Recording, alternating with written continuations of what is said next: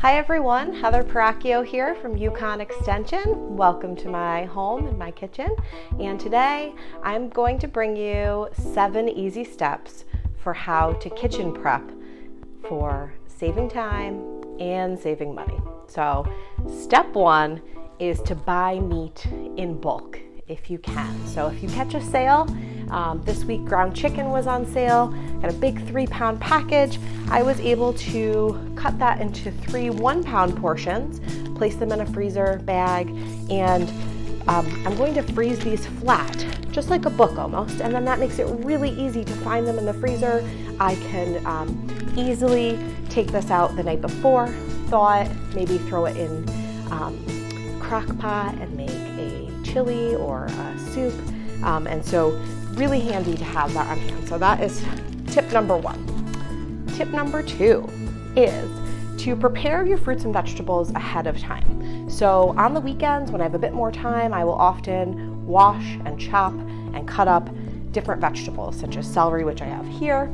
I just did a few minutes ago, some carrots and onion. That way I have carrots, onion, and celery ready to go. Maybe this week I'll make a lentil soup and I have this ready in the fridge, quick and easy. From those peels, I save them.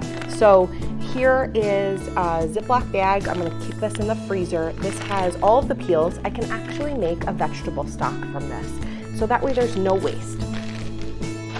My third step and simple trick for saving money and time is to pre-prepare some snacks, some healthy snacks for your family. So as soon as I get home, if I have some light string cheese, I will put it in a clear cup. I put it on the lowest shelf in the fridge. That way, if my kids are hungry and they're like, Mom, we need a snack, ready to go. Open the fridge, go on the lower shelf. You can find a healthy snack. I'll keep washed fruit, maybe apple or clementines, some string cheese, maybe some tube yogurts, different things like that, but that way they're washed and ready. My fourth step for you, or fourth tip I should say, is to keep items stored in a basket. So here I have a basket that I keep in the fridge. This is some things that might be good for salad. So I have tomatoes and spinach and carrots, but that way if I want to throw together a salad, everything is ready to go. It's already in this basket. That way perishable items, they don't go to waste in the fridge. I can find them really easily. I also like to keep a basket in the fridge for thawing meats. This way, if the meats leak, and they don't ruin the refrigerator. They don't ruin any other items in the refrigerator. So going back to my ground chicken or ground turkey, if I have this, I move it from the freezer to the fridge. I'm gonna place it in this bucket. That way it's not going to leak. And also I can really easily find what meats are going to be needed for the next couple days. So that is my next tip for you. Tip number 5 is to cook once and dine twice. What I mean by that is if I were to take that ground turkey, I'm gonna make a chili. I have that chili. I might make a double batch of chili and freeze half, and that way have a quick dinner. Or what I might do for cook once, dine twice is to make that chili.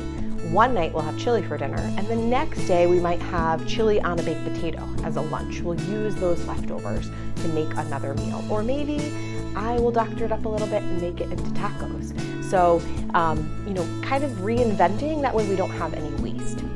Step number 6 is breakfast for dinner. And so that can be a really great tip, great trick for saving money and saving time. Always keeping eggs in the refrigerator. If I'm tired and I run out of time, I can serve leftover veggies, throw them into a scramble, or even a hard-boiled egg and cheese and crackers and some veggies and fruits. We can have what I call snack dinner. That can save, or a breakfast for dinner as a way to save time and to save money. Step number 7, and I saved the best for last, is to have either crock pot or a pressure cooker to save time and to save money. So this can help with making sides, maybe making a quick rice or a quick sweet potato. You can steam a sweet potato in 7 minutes in the pressure cooker. You can make butternut squash or spaghetti squash. So lots of things we can do with that. We can also make frozen chicken into shredded chicken in 20 minutes. So this can be a huge time saver.